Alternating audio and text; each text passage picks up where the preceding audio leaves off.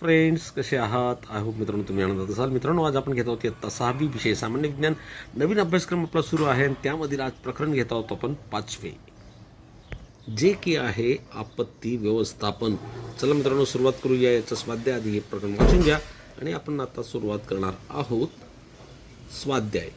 आपत्ती व्यवस्थापनाचा स्वाध्याय पूर्ण डिटेलमध्ये आपण घेणार आहोत, त्यामुळे व्हिडिओ शेवटपर्यंत बघा. मित्रांनो, चॅनलवर नसेल तर चॅनलला सबस्क्राईब करायला विसरू नका.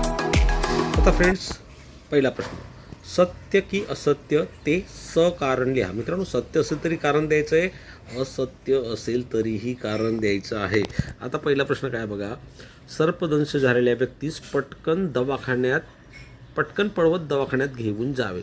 आता मित्रांनो, हे सत्य की आहे किंवा असत्य आहे ते आपल्याला चेक करायचं आहे. तर फ्रेंड्स, त्याला दवाखान्यात घेऊन जावं हे तर बरोबर आहे, परंतु पटकन पळवत घेऊन जाणे तर मित्रांनो हे आहे असत्य.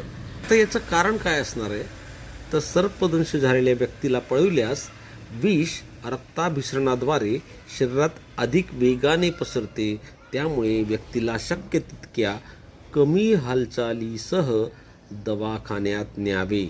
हे विधान असत्य आहे आणि याचं कारण तुम्हाला या पद्धतीने लिहावं लागेल. दुसरा प्रश्न काय बघा, उष्माघात झालेल्या व्यक्तीचे शरीर थंड पाण्याने पुसून घ्यावे. तर मित्रांनो, हे सत्य आहे, कारण की उष्माघातामध्ये शरीराचे तापमान खूप वाढते. थंड पाण्याने शरीर पुसल्याने तापमान कमी होण्यास मदत होते व व्यक्तीला आराम मिळतो, म्हणून दुसरे विधान आहे सत्य. पुढचा प्रश्न बघा काय, पुढील परिस्थितीसाठी योग्य प्रथमोपचार सुचवा. तुमचे उत्तर कारणासह लिहा.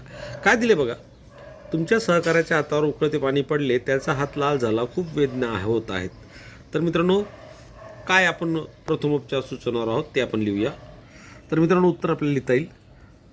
प्रथमोपचार काय करावं लागेल आपल्याला बघा, भाजलेला भाग 10 ते 15 मिनटं थंड पाण्याखाली धरावा, स्वच्छ कापडाने झाकावे, मलम किंवा तेल लावू नये, कारण हे प्रथमोपचार केल्यामुळे जळजळ व वेदना कमी होतात आणि त्वचेचे पुढील नुकसान टळते.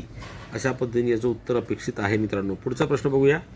दुसरा, रस्त्यावर एका व्यक्तीच्या कपड्यांना आग लागली आहे, तो घाबरून पळू लागला आहे. तर याच्यावर काय करावं लागेल? तर मित्रांनो, त्या व्यक्तीला धाव देऊ नये, जमिनीवर लोळावयास सांगणे, जाड चादर किंवा ब्लँकेटने आग विझवावी, कारण हे प्रथमोपचार केल्याने धावल्यास आजूबाजूलाही आग लागू शकते.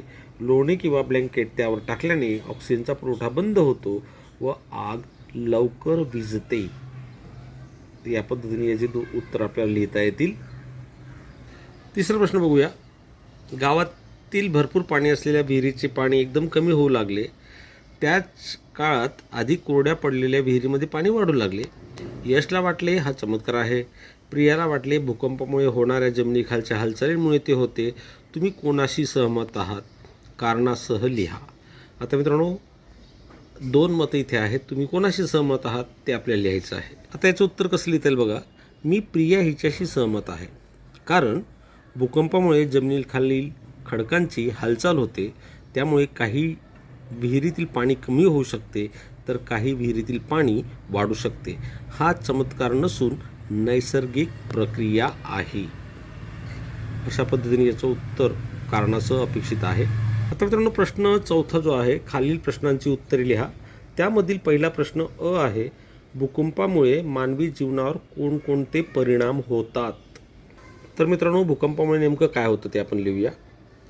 भूकंपामुळे जीवितहानी होते, घरे, इमारती व पूल कोसळतात, लोक जखमी होतात, वीज, पाणी, दळणवळण व्यवस्था विस्कळीत होतात, आर्थिक नुकसान होते. असं आपल्याला याचं उत्तर जे आहे ते लिहावं लागेल. दुसरा प्रश्न बघा काय आहे, युद्धाचे दुष्परिणाम लिहा. मोठ्या प्रमाणावर जीवितहानी व वित्तहानी होते, लोक विस्थापित होतात, अन्न, पाणी, औषधांचा तुटवडा निर्माण होतो, पर्यावरणाचे खूप नुकसान होते, देशाच्या विकासावर त्याचा परिणाम जो आहे तो होतो. अशा पद्धतीने याचे उत्तर आपल्याला मित्रांनो लिहिता येतील. दुसरा म्हणजे क प्रश्न आहे,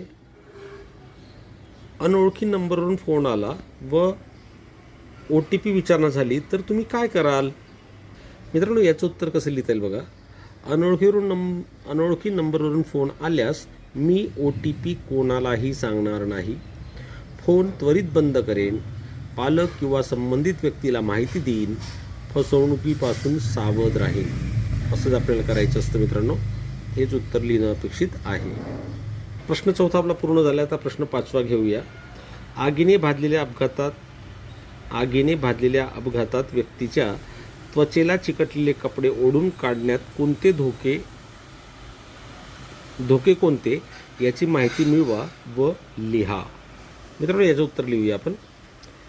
आगीने भाजलेल्या अपघातात व्यक्तीच्या त्वचेला अधिक नुकसान होऊ शकते, त्वचेतून रक्तस्राव होऊ शकतो, त्यामुळे जखम ही गंभीर होऊ शकते, जास्त संसर्ग होण्याची शक्यता असते. प्रश्न 6 बघा.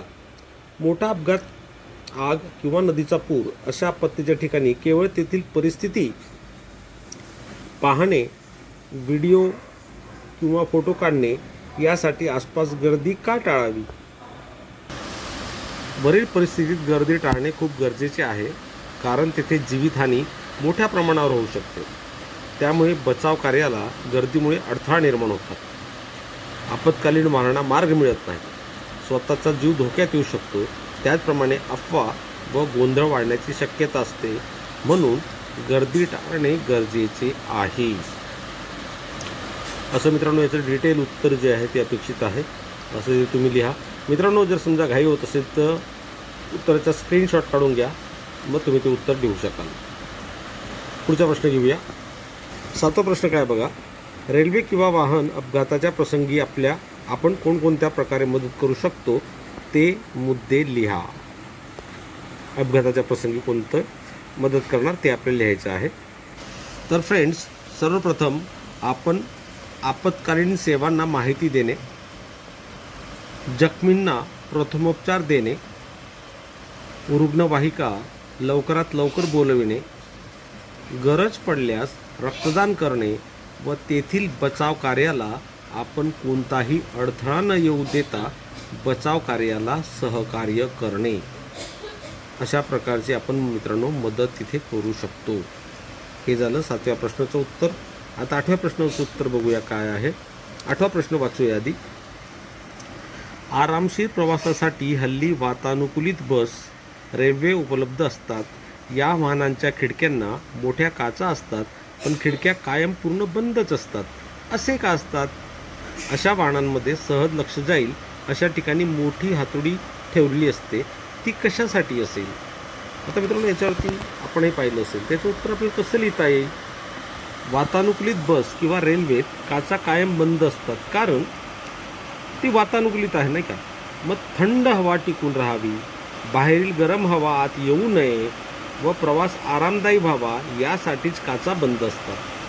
परंतु या काचा पूर्णपणे बंद असल्यामुळे अपघात किंवा आपत्कालीन परिस्थिती निर्माण झाल्यास प्रवाशांना बाहेर पडण्यासाठी मार्ग नसतो.